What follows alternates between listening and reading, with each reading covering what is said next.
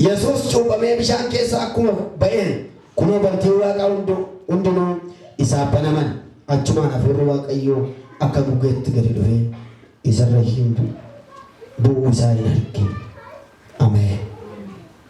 Bantii Waaqaa banamee hafuurri Waaqayyoo akka gugeetti isarra bu'e. Bantii Waaqaa banamee bantiin Waaqaa banamee hafuurri Waaqayyoo akka maalitti akka gugeetti otoo namoonni ilaalanii dhufee isarra bu'e. Hafuura qulqulluun guutamanii qorumsa moo waan jiru dabtanaasaa baay'ee isin fayyada. Waan isin fayyaduun barreessee dhufe. Wangeelli Maatewos boqonnaa 28 qaba. Lakkoofsa 1171 qaba. Jechoota 23,084 qaba. Irra isinii deema. Wangeelli Maatewos boqonnaa 28 qaba. Lakkoofsa 1171 qaba.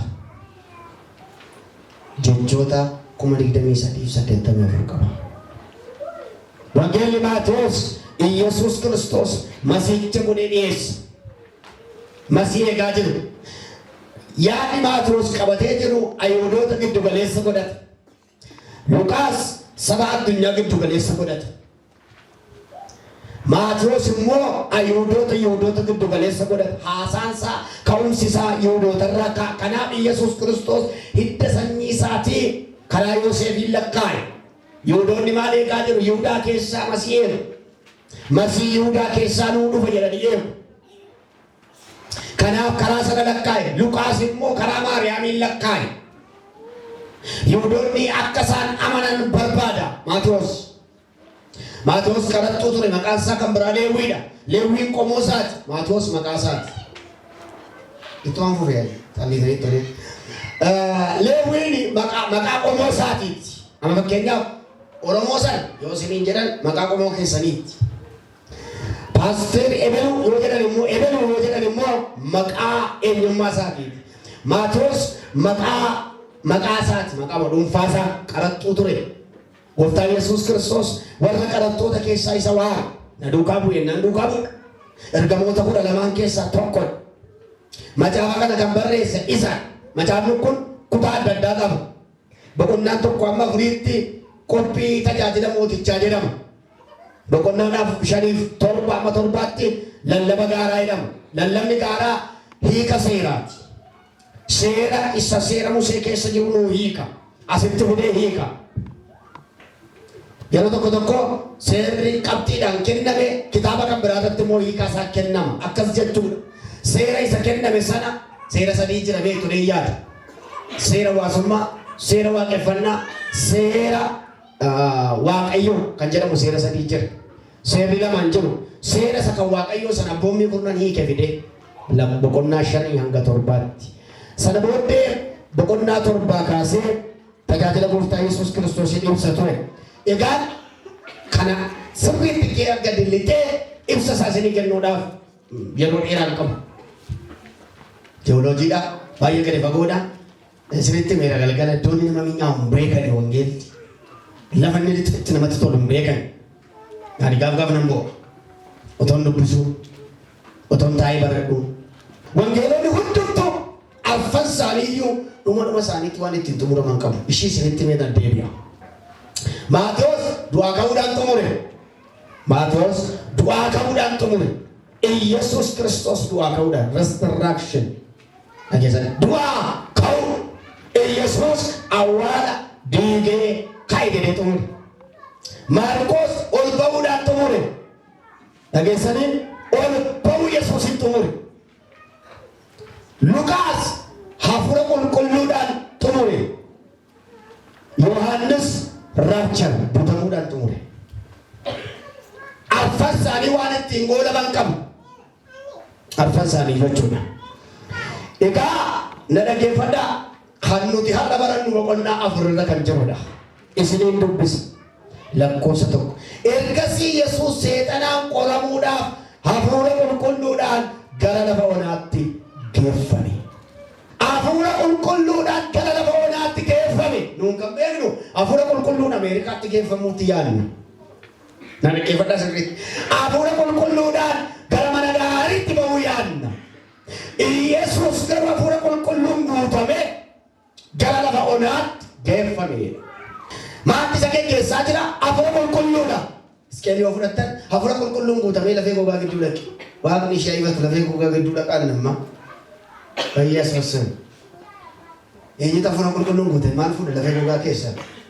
Boolee keessa malee? Arabeen mireetii malee? Maal fuudha lafee gogaa keessa? Namni Waaqayyoo gara hafuura qulqulluudhaan guutame gara lafee gogaatti nageesse dachaa lafee keessa guutee dhaqe. Hafuura qulqulluun guutame. Yesuus immoo hafuura qulqulluudhaan guutame gara isa nama qolu gara seexanaa dhaqe. Baay'ee kadhatta taanaan baay'ee qoramte. Irraan sii deebi'a. Irraan taanaan hin qoramtus hin guddattus. Qorumsa jibbita taanaan guddinni hin jiru. Abidda taatu qorumsatti baatu.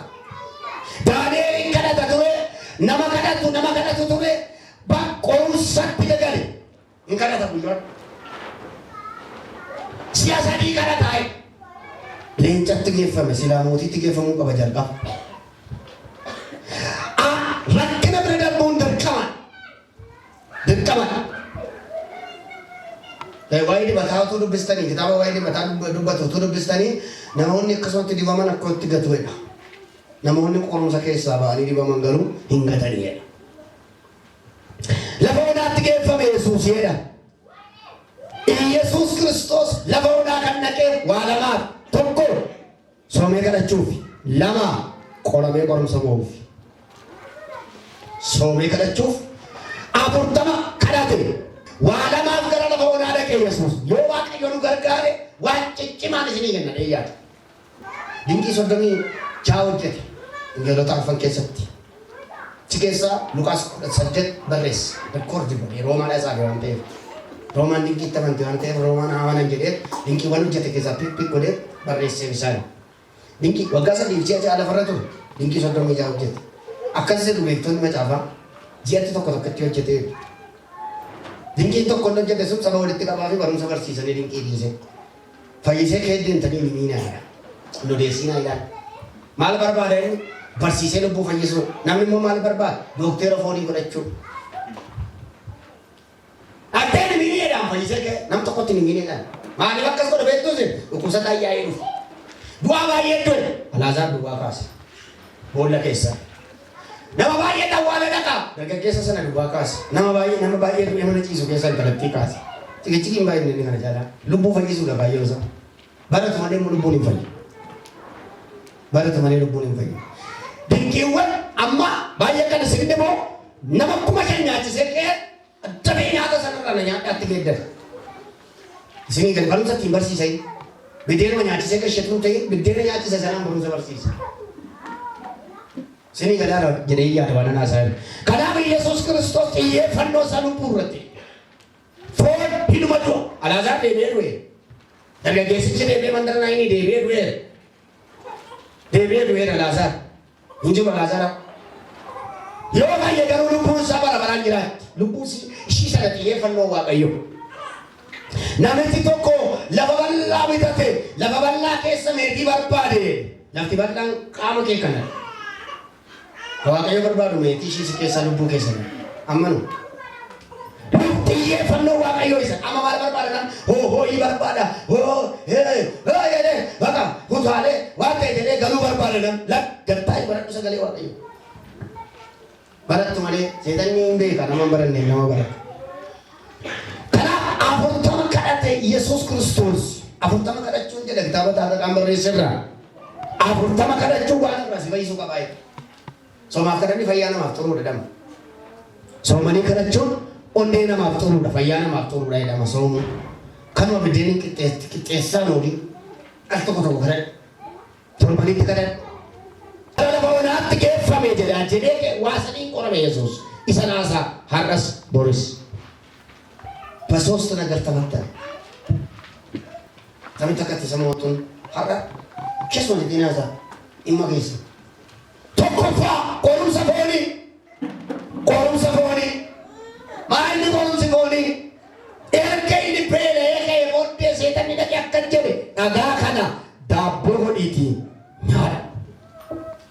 maal jedhe seexanni Hewaanii muka isa Waaqayyo si dhowwe kana nyaadhu. Isheen muka baay'ee nyaatamu keessaa muka Waaqayyo dhowwe nyaattee kufte. Yesuus immoo bakka mukti miti fireen mukaan jirretti nyaachuu didee seexana mo'ate. Kaayyoo isaa baay'inni isa jannata edeen keessatti sanyii dhala namaa dha'ee jaala'udha kaayyoo Waaqayyo. Yesuus Kiristoos hin dhalate inni jedhu sun gara mul'achuutti dhufe malee gaafa sana uumame miti bara baraan jira. Majammaria ቃል ነበረ. inni gara nama ta'uutti foon namaa uffachuutti dhufe Yesuus maaliif foon namaa uffate yoo jettan qorumsa foon keenya hojjetutti faraduudhaaf foon uffate. Amma Yesuusin nama beela'ee kanaa mana dhiyoottee booltuu hin dandeessuunis beela'ee. Sirriitti na dhaggeeffata malee isin hin galu. Amma Yesuus Kiristoosin aare yootteen innis foon uffatee aaree garuu waan balleessin. Bara mana qulqullummaa keessatti na gaddu gara fe'amanii. Na dhaggeeffadhaa sirriitti adara Waaqayyo.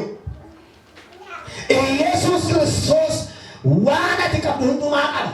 Wanti qabbaru. Foon koo dadhabee nan dadhabuuf qabuu dadhabe yoo jette waa'ee of qabuu beekan.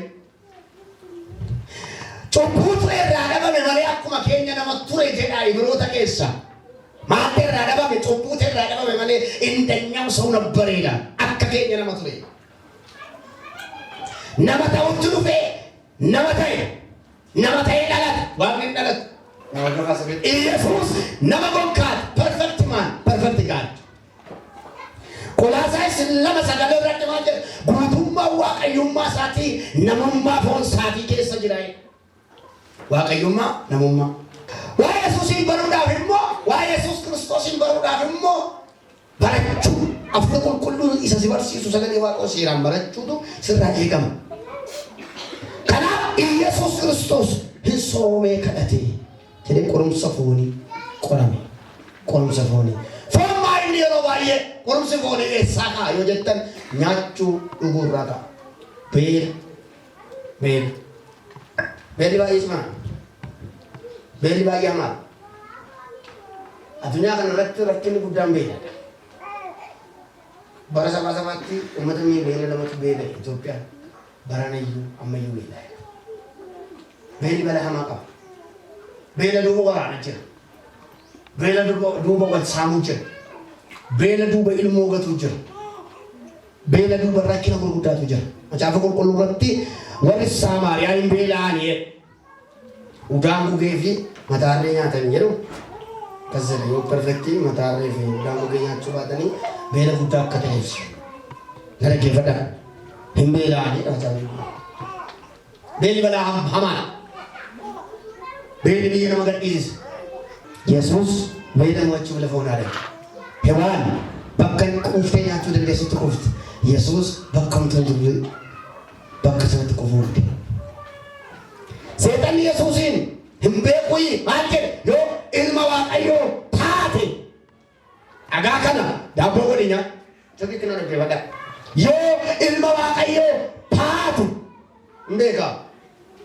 Iddoo biraatti maal jedhe ilma Waaqayyoo maal nu dhiphisuu dhuftee yeroo keenya malee yeroo nuti dhiphachuu qabne nu dhiphisuu dhuftee hin beeka Yesuusin seexanni.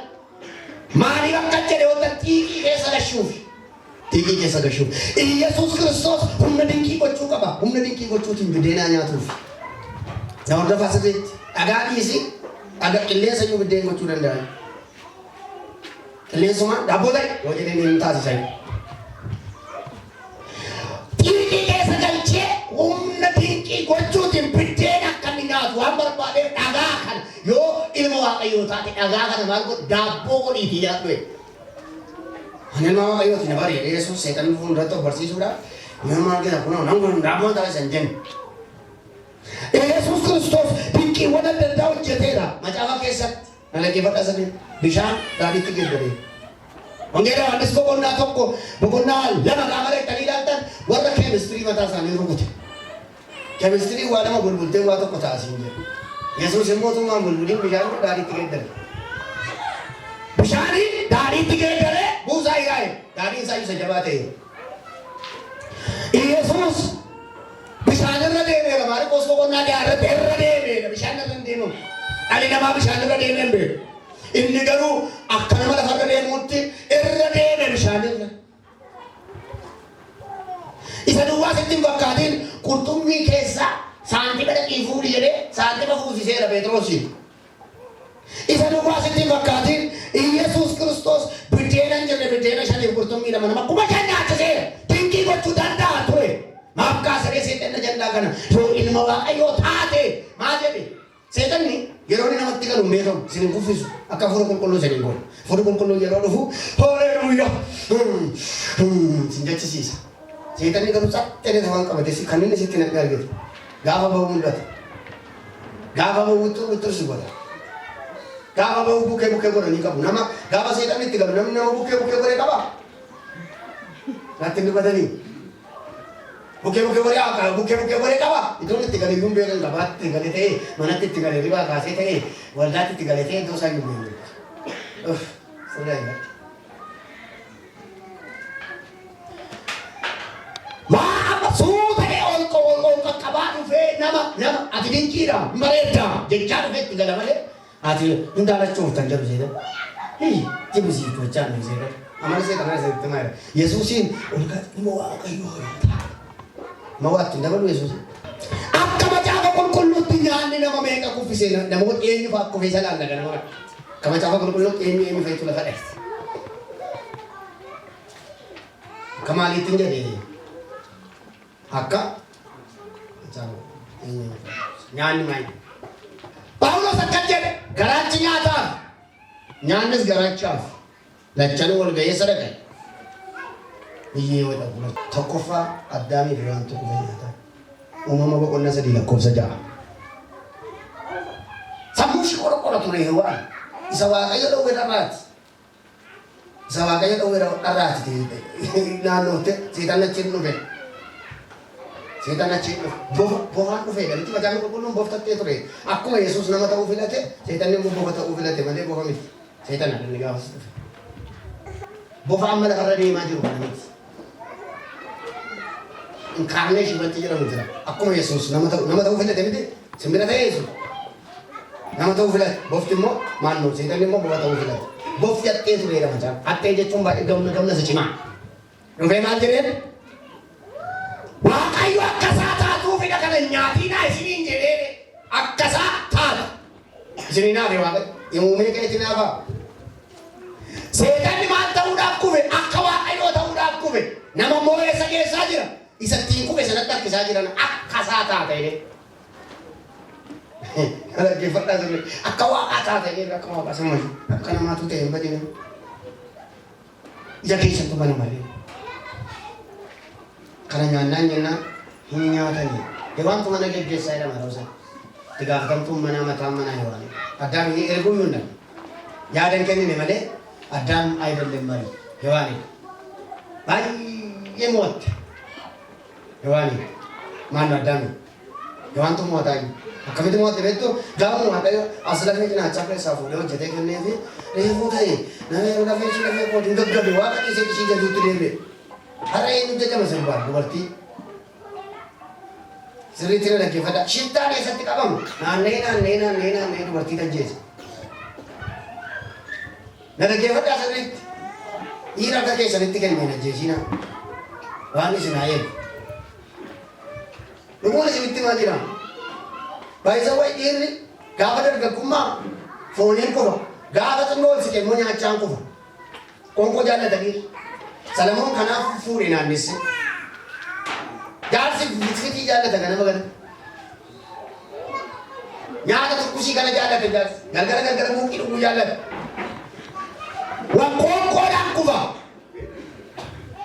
Kanaafidha Salamoon mana isaanii bulee mana dubartoota kanaa bulee Waaqa isaanii sagadee biddeessa nyaate. Kun immoo Waaqayyo irraa isa gargaarse Israa'el bakka lamatti adda baase. Baay'ee kanas hin dhibu. Baay'ee amaana. Waaqayyo isa hojjete dhiisee ishee hojjetamte kana. Anaaniyaan Saafiraa waliin mari'atanii jedhu waliin mari'atanii qabeenya qabnurraa hin dhoksina jedhanii waliin mari'atan mana keessatti. Yaadni akkasii yeroo baay'ee dubartoota biraa ka'a. Hewaan biraa ka'e kan naqee wajjin haasa'e Hewaani. Hewaantu seetana wajjin haasa'e. Seetana wajjin haasa'e Hewaan. Yoo macaafa qulqulluu qulqulluu irra ilaaltan Ahaab akka inni waaqa tolfamaa sagadu waaqa ishee fiddee dhuftee kan sagadchiise yaada manaa. Hafuurri ishee immoo mul'ata Yohaannis keessatti dhufee mul'ate gara garanaatti. Sirriitti na dhaggeeffadha. Kan Kiristoos keessa bulee dubaradha. Kan biyya balleesses dubaradha. Maayidha macaafni qulqulluun dhiira da'uudhaan fayyiti. Sinii galaanatti mana jechaa jiru. Qorontos keessatti hin dubbatiin agalaadha manaa gaafadhaa isheen mayyuu akkana jechuun hin tajaajiliin achuu miti gara duubaa taa'u dubartoonni dhiironni fuuldura taa'u yeroo sana dhiironni gara fuuldura taa'u dubartoonni gara duubaa taa'u abbaa manaa isaaniitti iyyanii rakkannaan inni magaltan faana haasaa jedhee. Nyaati baay'ee hamaa. Baay'ee hamaa. Heewaa nyaatumaan lafaan dhoofte hin nyaatanii inni seessaa fidden jenne hin nyaatanii qullaa ta'anii. Na dhaggeeffadha sirriitti maal ta'an qullaa ta'an. Akka qullaa ta'anii televizyiiniin labsan jiru nama lama bichaan lafarra jira jaruma walakki. Dura waliin arganii wal bukkee oolu jedhanii qaaliin hin jiru wayyaa shaffarettuun hin jiru humtuu hin jiru. Gaarummaan isaanii immoo qullaan goodaa keessa hin deemne fiiganii dhaqanii caakkaa lixanii baala barbaadachuu bareedan inni waaqayyoon wayyaatti uffise seetanni immoo wayyaa irraa baase. Hindoo Qorontos keessa dubartoota kuma tokkotu mana waaqa tolfamaaf luba ta'ee tajaajilanii. Seetanni inversi. Qullaa ta'anii ijji isaanii banameera dhuguma maalirratti baname tokko irratti baname. Qullaa taanaan waaqayyo utuma ittiin araaranii araara isaatiin wayyaatti uffise. Isa jalqabaa kan waaqayyo jedhama. Namaaf jedhee waaqayyo. Waan inni qabe garuu hin beeku. Hoolaa qalame ta'ee sangaa qalame ta'ee hin beeknu wayyaa gogaa irraa hojjetamne boqonnaa 3 lakkoofsa 21 irratti itti uffisee. Qullaa isaanii itti uffisee. Araara waaqayyo hundisa. Isa Kiristoos dhufee qullaa keenyatti uffisu ayyaana isaanitti uffisu mul'isa. Lammaffaa warra baranooyitu nyaataan kufe. Baranooyi hin sirri hin nyaatu cidhaan baay'ate. Bara cidhi baay'ate baay'ee ulfaataadha. Qe'ee cidhaatti namni nagaa yaada? Nagaa yaadu. Dhiirris dubarris nagaa yaaddi? Qe'ee cidhaatti namni qalbii diddiirrata natti dubbatanii jiru. Baranooyi akka kana tureedha. Hin dhugu sadii baay'ate. Isa bishaan roobuu yamma bokkaa roobuu yamma reeyyuu yoom caamee sadii dhanna waan jedhan fakkaata. Harki dhaquudha. Bokkaa guyyaa afur walitti aansee 5 walitti aansee roobee qalbiilee diddiirrata deemu harki dhaquudha. Nyaacha. Hin nyaatu dhugu turaniidha ofirratti. Boqonnaa 6-7 dubbifachuu dandeessu seera uumamaa. Sadaffaa eessawutu nyaataan kufe. Meenaa dubbistu isa uumama 25-29 kaasaa meenaa dubbisaa. Seera uumamaa boqonnaa 25-29 kaasaa nyaachaan kufe eessawu. Maqaa isaanii nyaatichatti moggaasan. Eessawu jechuun diimaa jechuudha ittoo diimaa. Nyaachaan kufe. Waaqni garaa keessi moosisuu bannan baay'amaa. Garaa keenya kana waaqni nu moosisuu bannan balaadhan jedhe. Asuma nu jala taa'ee seetana illee fayyesuus hin jettu foon kana immoo fayyesuus hin jechuu hin dandeessan. Seera uumamaa boqonnaa 25 lakkoofsa 29 kaasaa naa dubbisa. Gaaf tokko otoo Yaaqoob nyaata tolchuutti jiru Yaaqoob immoo nyaata tolchuutti erge. Nyaata nama qoffisu tolchiti gurbaan mana gahaa. Ishee Esaawun bakkeedhaa dhufee ol gale. Uruuriin dhahee ture qannee jechuudha afaan keenya. Qannee dhahee ture amma qannee dha'utti gaggabe haadha boolee dhufa. Esaawun yommus Yaaqoobi amma uruuriin dhadha'eera. Nyaata diimaa sana akka nyaadhuuf naaf kenni jedhe. Kanaaf maqaan isaa Edoom jedhame. Edoom jechuun diinticha jechuudha maquma nyaatichaatiin mogga'e tuman keenyuuf maqaa nyaatatti nyaatuun mogga'e. Maqaa isatti mogga'e hin jedhee maal facaafa jecha jira. Esawu jechuun maal jechuun diinticha jechuudha. Yaaqoob immoo ati dura hangafummaa kee natti gurgurika maaliin nyaata nama tokkooti. Ishee jedheen. Esawuunis Ano amma du'uu ga'e? Hangafummaan Amma kana furano mayu duufanu. Isi jere ya itu inka kate sikene kuno ngafumma ile. Akkamitti ngafumma saya mali nyaachaan gurgure. Tai ngafumma kenya tani gurgure. Sanyire sawun jirani am. Bara Waaqayyo Israa'el rukutte warra Baabilon gargaara. Ebo Obadiyaa kaasee obbolaa keessatti maakaatee Waaqayyo gaafa isaan jirtii ba'an sanyii eessa'u waan irraa fayyadamtan biddeen isaaniillee bitaa nyaadhaa malee maasii isaanii balleessina obbolaa keessa deemee. Israa'el kanaarra gaafa deemtu niqaageedhaan darbe gaafsan. Jarri garuu carraa argatanii gaafa Baabiloon biyya dhufan ulaa Israa'eliin argisiisaniitu Israa'eliin balleessan. Achumaan Obadiyaa kaasee sun badee dhufe kakuu haaraatti Heroodisoota ta'ee san Heroodisoonni Israa'el miti. Warri Roomaan siltaane kennitee bara Yesuus Kiristoos Heroodisoota. Heroodisoonni immoo Esawu. Bara 132 badan Israa'el keessa badan. Hinkaan hin dhumte uummata gaattuu isaan fite. Hin jiran sababii obbolaa isaanii fite Waaqayyo. Eewudda boosi Obadiyaa dubbisaa qottama. Fitaati. Eewudda boosi kadhate jiru obboleessa kee akkati miituuf jedhee Waaqayyo. Sababa obbolaa isaanii kanaaf Heroodisootadha. Heroodisoonni Esawu waan ta'aniif sanyii Kiristoos waan hin taaneef Kiristoos fiduu didan. Heroodis saddeettu jira. Saddeettan isaanii inni tokko Yohaannis ajjeese, inni tokko Yesuusin ajjeesise, inni tokko Yaaqoob ajjeesise. Hundi isaanii tokkolanyoo ta'an. Heroodisoon kanaaf tokkolanyaa ta'an. Sanyii Israa'el iyyootti muudan warri Roomaa hin shakku. Hin oobuu jedhanii. Kanaaf afaan Israa'el kan beeku achuma keessaa itti muudu. Kanaaf Esawu hangafummaa isaa gurgure. Hangafummaa gurguruun baay'ee amaati. Sila sumatti godhe duufanuu tiidhee hangafummaa isaa maaliin gurgure? Nyaataan gurgure. Nyaata yeroo tokkotti. Dubbiin amaffaa dubbiin hima bikoosfa irratti ka'e kan amaffaa nyaachaa keegani. Kaasteen nyaachisa qopheessitee jedhu mataan gurguruun nyaatatu mootii gaggabse maalan sii kenna. Mootummaa gartokkee barbaadee nyaachaa beekaa falatti beeku. Esawu nyaatatu balleesse arfaffaa raajii dulloomaa dhaga'e nyaachaan bade. Raajii dulloomaa dhaga'e nyaachaan bade. Raajii dulloomaa noo muuxannoo nama raajaa Waaqayyo gooftaa machaas natti dubbatee jedhees kaleessan jedhe waan ta'eef irra deebi'ee jechuun isa rakkatu. Isa dhageenyaan immoo badda. Waaqayyo akka jedhe dhaqii ergaa hime malee hin nyaatiin jedhee. Nyaachaan nyaatiin jedhee. Raajii dulloomaan immoo anaan immoo nyaadhu jedhee jedhee. Dhaqaa dubbisaa. First King chapter 30 verse 11 to 25. Raajii dulloomaan mandara Beetel keessa jiraatu tokko ture.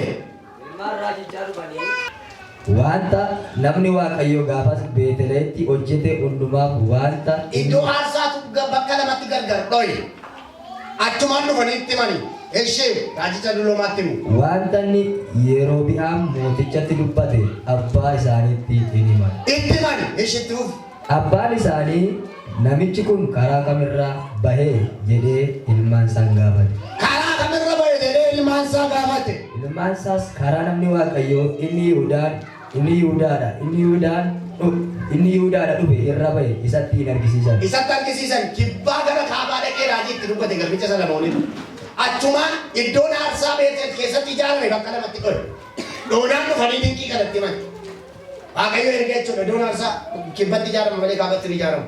Yeroo sana hageessanii biyyi bakka lamatti hiramee garbichi Solomoon biyya fudhatee bahe qomoo kudhan fudhatee bahe achumaan dhaqanii raajiitti raajiin kibbaa dhaqee. Raajii biyya laa dhufee Waaqayyo akkasitti kunoo dinqii hojjete dhaqanii itti himnan eessaan bahee Waaqayyo garuu karaa itti dhangalii jedheera itti naafuu hin yaalu dha.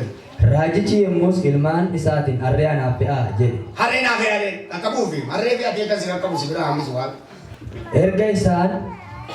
Erga isaan fe'anii immoo iyyabbatee hin adeeme. Hin adeeme yaabbatee ishee. Nama Waaqayyoos na hordofee otoo inni qilxuu jala taa'uu arge. Otoo qilxuu jala taa'aa jiru arge.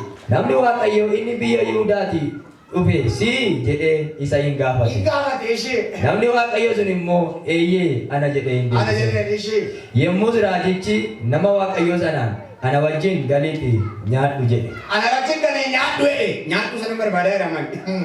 Ana wajjin gali bidee nyaatu dee waan immoo nyaatiin jedhee nyaatiin jedhee. Namni Waaqayyoo sun immoo raajii Beetel sanaan ani si wajjin deebi'ee gara mana keetti dhaqu addanattis si wajjin buddeena nyaachuu bishaanis dhuguu hin danda'u. Hin danda'u. Achi buddeena akka hin nyaanne bishaan akka hin dhugne yookiis karaa irra dhaqeerra akka hin galle Waaqayyotu ana abboome. Waaqan abboome nyaadhu dhuguu jedhee. Ishee jedhi gattoo. Raajichi dulloomaan sun immoo sobee nama Waaqayyootiin. Anis immoo akkuma kee raajiidha. Anis akka kee raajiidha. Ergamaa tokko ajaja Waaqayyootiin. Ilaala Yesuus akkuma kee raajii si balleessa akka kee raajii si biraa ta'u. Anis akkuma kee maal jedhee raajiidha. Ergamaa tokko ajaja Waaqayyootiin. Namni Waaqayyoo kun buddeena akka nyaatuuf bishaanis akka dhuguuf deebisi gara mana keetti fuudhii gali anaan jedheera. Kanarratti namni Waaqayyoo sun isa wajjin deebi'ee mana isaatti buddeena nyaatee bishaanis hin dhuge. Hin dhuge. Waaqayyoo garuu maal jedheen? Hin nyaatiin hin dhugin jedheen. Utuu isaan maddii taa'anii jiranii dubbii Waaqayyoo gara raajicha dulloomaa isa nama Waaqayyoo sana deebisee fidee hin dhufe. Amma immoo garba raajii dulloomaa sana immoo dhufe dubbii Waaqaa ishee. Raajichi inni dulloomaan sunis nama Waaqayyoo isa biyya Yihuudaatti dhufe sanatti Waaqayyo sababii ati dubbii koo salphiftee abboommii ani Waaqayyo gooftaan keessiif kenne eeguu didde iddoo dhaqxe buddeena akka hin nyaanne bishaanis akka hin dhugne dhoowwamtee sana buddeena nyaatte bishaanis dhugdeef reenfi kee lafa awwaala abboota keetiitti hin awwaalamu. Reeffi keeyyu kabajan argatu. Reeffi keeyyu waan reeffa keeyyu dullowwate. Innaa. Jedhee sagalee guddaadhaan dubbate. Sagalee guddaan itti dubbate. Namni Waaqayyoo sun buddeena nyaate bishaanis dhugee erga raawwate booddee raajichi dulloomaan sun harree hin feesiseef. Namni Waaqayyoo sunis karaa isaa irra bu'ee adeemaa utuu jiruu leenci karaatti itti dhufe isa hin ajjeese. Leenca ajjeese harree nyaanne leenci namicha nyaatu nyaannan si nyaata. Waaqaan si dhowwe nyaannan hin nyaatan. Shanaffaadha. Naa'omiin nyaata jettee Mo'aab. Naa'omiin nyaanni dhabamnaan koottaa kaanee Beetlehem dhiifne eessa dhaqne? Mo'aab dhaqne. Nyaata barbaacha. Waggaa 10 biyya sana jiraattee abbaan manaa ishee hin du'e ijoollee ishee gaa'ela seeraan alaa dhaabsifte.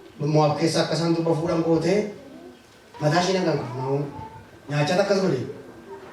Kan Abrahaamiin taayaa subsiisee karaa kun raawwatu maa kakuu namaa kun aggaruma karaa sana ta'uu na fudhattee kan goostee yaada manaa. Kan mucaan iddoo dhalate manaa baasii gatee yaada manaa. Abrahaamiin Saaraa geggeessa. Abimelekiin immoo Naa'omiin geggeessa. Tokkittiin isaa waliin taane macaafa qulqulluu irratti manni dubartiin geggeessite. Jannata Edenii edda ba'anii harkaa fuudhe waaqa dhiiraan geggeessee liidar. Dhiirri liidarii dubartiin maanaajmentii. Dhiirri xaqaalaa isaa geggeessaa dubartiin immoo diivaa ergootiin jirti. Naa'omiin kan hin deemna kan hin banna biyya kana kan ettee kaaftee fuutee deemtee du'a baqatanii du'an. Kan isaan biyya ba'an maal beela baqatanii beelli maal du'a fidda. Kanaafuu naannoo Mo'aab jiraachuu dhaqan waggaa 10 keessatti Gidewoon hin du'e, Kiiloon hin du'e, Abimelek hin du'e. Waashii deemtee galtee mucaa fudhatte. Waaqayyo Ruutu irraa keeka qaba. Ruutu caalaa Naa'omi ishii Mo'aab keessatti dhalatte caala ishii Israa'el. Maal jedhe beektuusi waa ishii gaafa qo'attan sagalee ishii dubbattee Waaqayyo sanummaa ishii jeeddate lammummaa ishii jeeddate jedhe. Lamaffaa dhalatte itti hidhan. Kakuu mukaatti cuuphaan jira duumessa Musee jala deemuu cuuphaan. Waaqni kennaaf waaqa koo jechuun cuuphaan lamaffaa dhalatte. Daandii didatti argatte. Ruut sanyii Yesuus keessatti dhuftee lakkaa'u. Naa'omii ishii hidda isaa keessatti dhalatte ishii orma jechaan geeddarante sana caala. Maal akkas godhe nyaacha rabbiin waa gargaara. Shan moja saba Israa'el nyaachaaf jedhanii waaqayyotti gunguman foon jedhanii seera lakkoofsa 11 kaasaatti dubbifadha. Har'as boris maannaa nyaannaa dadhabde maannaa kana oolan maannaa jechuun kuni maa inni jechuun hii mindin Waaqatti toshamee dhufee ganama marcaa. Abiddan itti qopheessan beeknu kan marcaa kaanii funaannatanii hin dhuunfamu. Utuu gibxii jiraanne jedhan. Fanni qotan hin dhufee foonichi bee kadhanne illee galateeffanne waaqan nuuf hidhe jenne warri dura afaan kaattee kun ta'e. Nyaachata isaan fixe. Jaafaa Simsoon raqa keessaa damma nyaatee kufe. Abboota faddii boqonnaa 14 lakkoofsa 9 waan reeffattuun bu'iin jedhaanii Naaziraawwiidha. Inni garuu Yaafurrii nyaate ciriifi. Reeffatti bu'uun kufaatii. Naaziraawwiin reeffatti waa sadii godhu Naaziraawwiin rifeensi mataa isaa naadhaan waan nama macheessu reeffatti bu'u. Sadanuu raawwate. Sadan ishii raawwate tokkotti himan. Isa waa dhuguu sirrii ishii mandara dhugaatii dhiqee oola gaazaa. Naannoo daadhii oola naannoo daadhii wal machaa. Sirrii ishii been dhugiin jedhama inni garuu keeratti gale sirrii ishii baanii ishii keessa. Reeffatti bu'ii jennaan immoo jiraayyuu bira darbee laga keessaa fuudhee nyaata. Isaan kan agarsiisu warra isaas nyaachisa. Kufaatiidhaan kufaatii siin soosuu ta'u. Tadaabbasameetu moo haadhan irraa mataansa. Sarbaarra ciibsiteedha. Kanaaf wal sokkuun wal tuttuqumsa deemti.